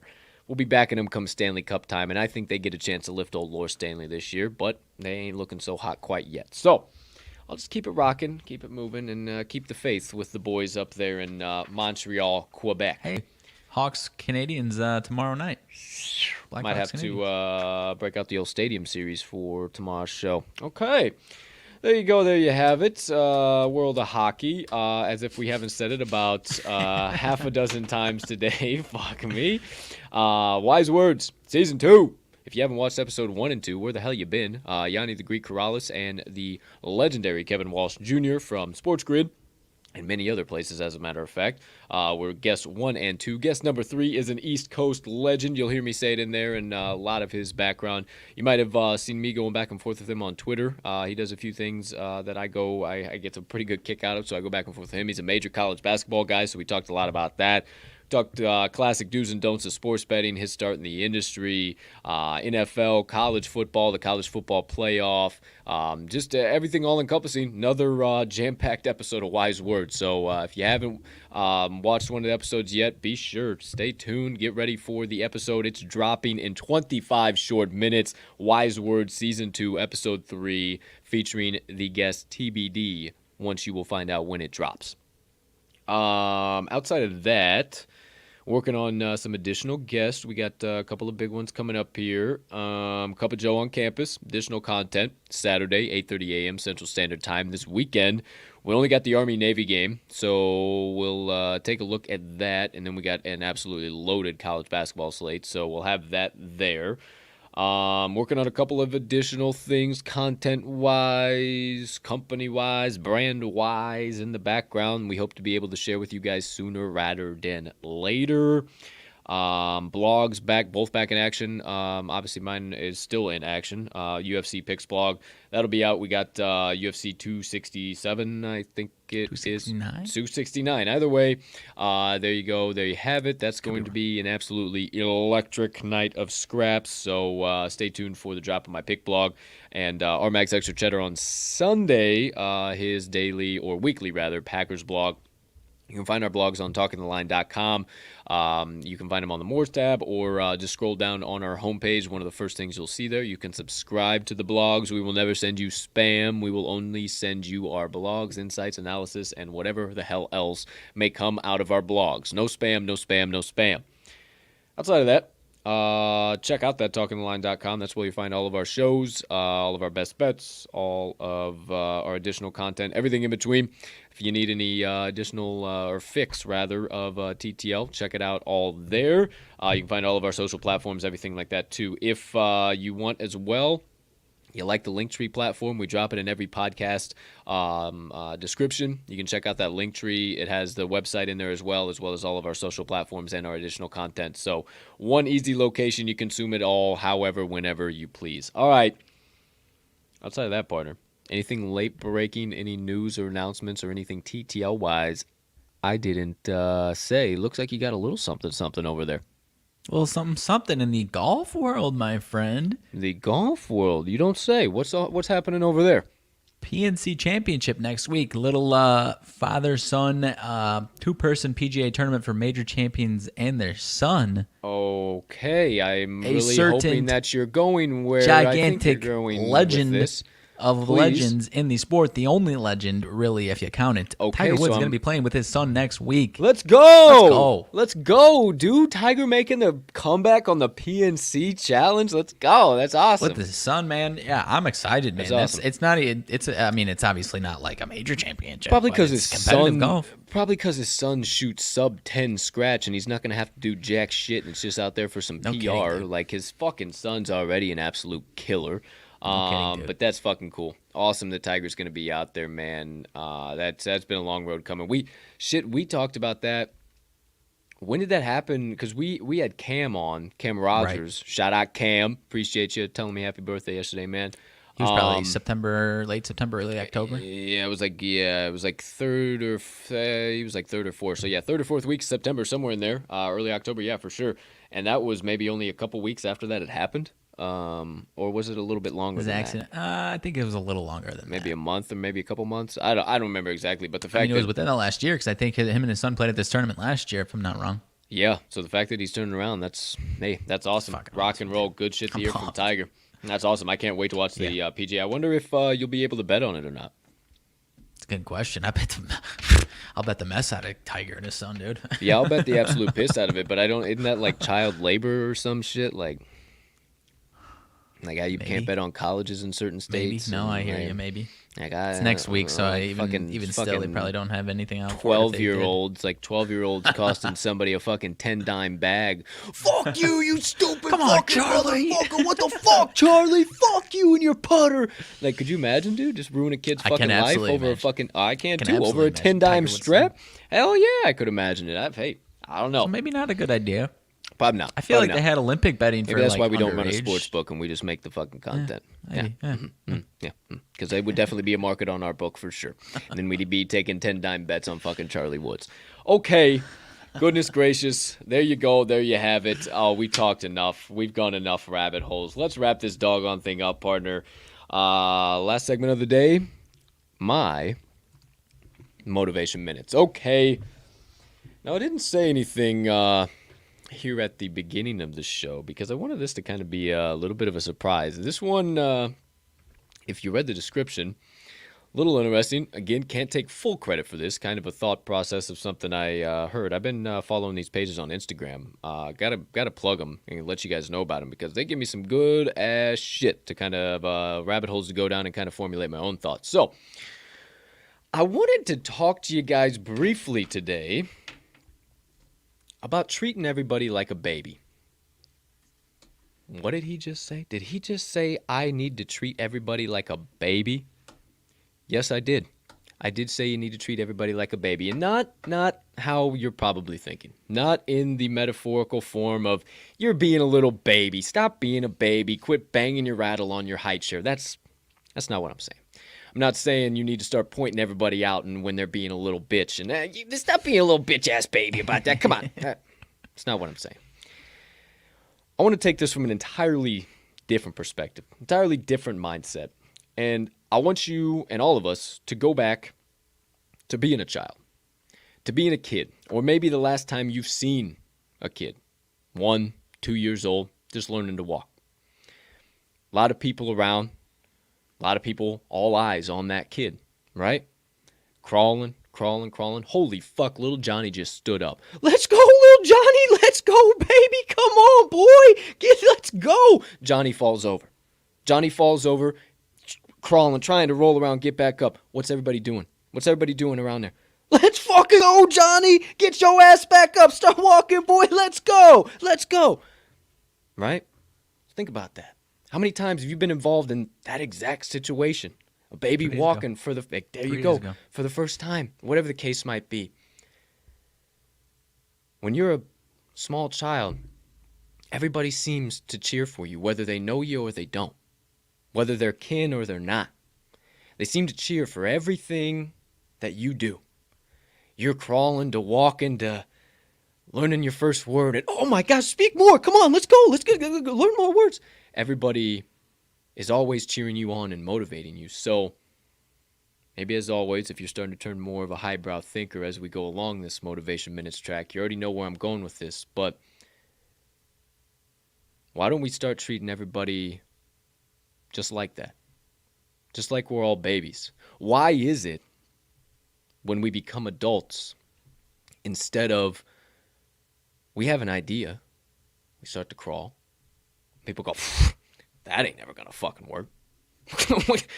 What kind of an idea is that? Okay. For sure. Whatever, man. And then you start to gain a little traction. You start to find some things out. You say, shit, maybe I can actually do this. You start to have some delusion in a vision that is actually there. And yet again, people, what the fuck are you talking about? You get involved in what? That ain't ever going to happen, dude. No way. You ain't nothing. You ain't ever going to be nothing. Stop. I'm sure we've all heard it. Why does nobody stand there cheering for little Johnny once he becomes an adult? Why is nobody throwing motivation? Why does everybody want to send negativity and toxicity at everybody else who's trying to chase after a dream and a passion? Why, instead of, next time maybe somebody's chasing after their goals and they hit a roadblock, an obstacle, but I always tell you, you can turn them into opportunities, a rock in the path that maybe stumbled them up. Maybe instead of the next time you see that happening, instead of going, see, told you that was fucking dumb. You're a dumbass. Told you we're going to fail. Maybe say, hey, come on. Let's go, Johnny. Get the fuck back up. Let's go. Get back up. Let's do it again. That's one fail. That's one fall. You see how far this path is. Keep going. Keep moving. Keep grooving. Who are you to tell that person that they were never going to be anything? That failure was the thing that puts them back. Let me tell you, you're nobody. Because maybe that dream, that vision, that passion they have is a calling you will never understand, is a dream you can never wrap your brain around. But if you truly want to be in somebody's corner, maybe you just keep cheering little Johnny on regardless of how many times he falls, regardless of how many times he keeps fucking up, even though he might have this goal. Because maybe if we just start treating everybody like babies again, we all start getting somewhere. So the next time I challenge you, the next time you see somebody crawling towards a dream, towards a passion, towards a goal, you see them stand up. You see them making a few fucking steps. You say, whoa, who is this? And instead of when they inevitably hit that rock in their path, when they inevitably stumble and fall, whatever the case might be, instead of making fun of them, instead of saying that never worked, instead of saying you were dumb for even trying that, be the helping hand. Be the one to be cheering in their corner once again, to tell them to get back up, to try another step, to fuck if they got to start crawling again before they can even try and pick a foot up and start walking again. That's what they got to do, but be their motivator. So that's all I got for you today, my friends. I appreciate the hell out of you. I'm doing a little bit of hosting duties here while at the same time doing a little bit of production duties and keeping the comments clean. Catching a few flaming arrows, as I always like to say. But outside of that, I challenge you to start treating others like babies again. And that does it for my motivation minutes of the day. I love it, man. That was very, very, very good stuff. That was a good one. I got you. I won't add too much onto it because we're a long show today, but I do love that one a lot, man. Appreciate you, 100%. Hope all the rest of yous, yins out there, got the same enjoyments out of that the old partner did. Okay, 47 minutes past the top 11 o'clock hour. We ain't done a 2-hour show in a long time, partner. We got to get the fook out of here, dude. We got another show dropping in 13 minutes. So, without further ado, ladies and gentlemen, degenerates and gamblers, far and wide, for myself and Max, thank you so much for choosing to stop by episode number 178 of the Talking the Line podcast. We can't tell you enough, even though we always do, how much we appreciate each and every one of you from the bottom of our hearts. Thank you, thank you, thank you for all of the support, the following, your comments, your likes, your shares, everything in between. Thank you, thank you, thank you, thank you, thank you. We hope you have a spectacular rest of your Wednesday, unless you have any other plans. And hey, partner, as always, let's send them off. Let's cash some tickets.